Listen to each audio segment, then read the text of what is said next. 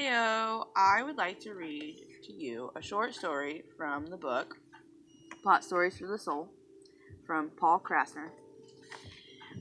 This short story is called The Great Yippee Valentine's Day Caper. The following Valentine appeared anonymously in the mailboxes of about 30,000 strangers in New York City on February 14th, 1969. It was printed on paper with hearts going around the sides, and each one contained a joint. Yippee! You are one of about 30,000 lucky people being sent this freshly rolled marijuana cigarette. We are doing this in order to clear the garbage from the air. Here are some facts. Marijuana has been used for over 2,500 years throughout the world. Scientific research at the University of Michigan and Boston University show marijuana to be as harmless as coffee.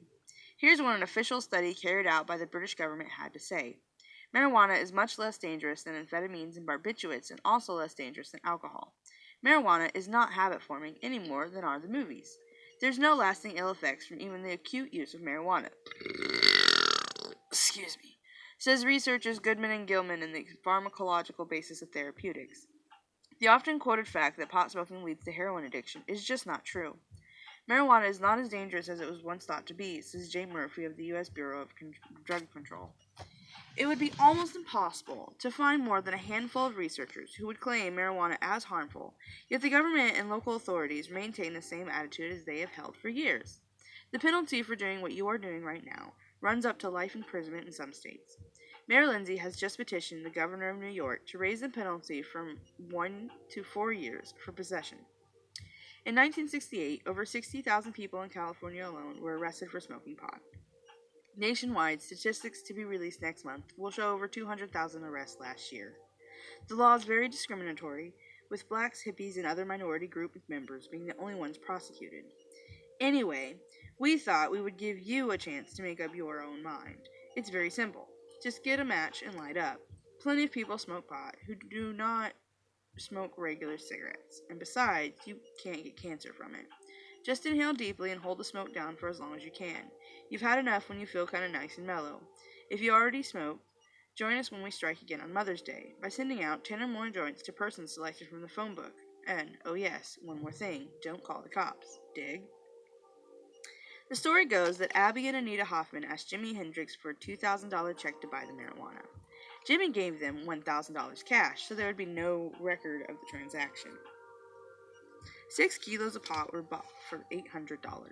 The rest of the money was spent on stamps and envelopes. The marijuana was divided up among various groups whose job was to clean, roll, stuff, and stamp the already addressed envelopes and mail them in time for arrival on Valentine's Day.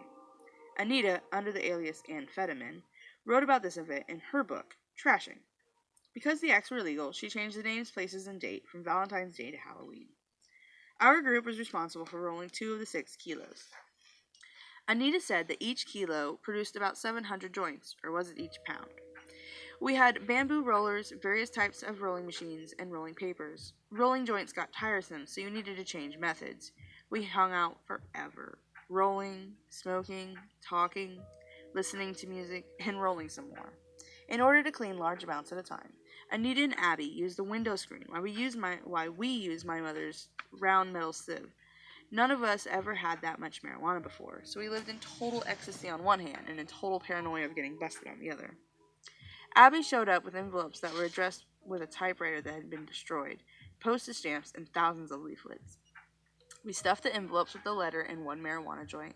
The leftover joints were sent to people of her choice, some friends, and some addresses taken from the phone book.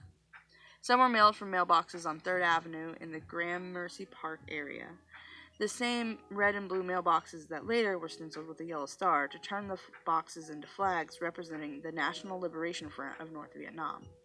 Anita and Abby mailed from some uptown, and other groups mailed them throughout New York City. Anita wrote, "There was no way of knowing how many people got high on Halloween, Valentine's Day, but we knew it was the busiest night in the history in the narcotics division. The story first broke in the afternoon and on the radio. The information was scanty, but there were shocked reports of thousands of city dwellers that had received a marijuana cigarette with a strange letter. By evening, it was announced at regular intervals on all the late news programs. One newscaster displayed the joint he received, read the letter aloud, and while on the air, he called the police, asked for the narcotics division, and told them he had been sent marijuana, and then was told that the police were on their way to the TV station. While he was still on the air, the police arrived, took the joint, and announced to the American public, "If you have received marijuana in the mail, you must report it to your local police precinct. Marijuana is a dangerous drug that can drive people insane." So that comes from the book Pot Stories for the Soul by Paul Krassner. Thank you for being here.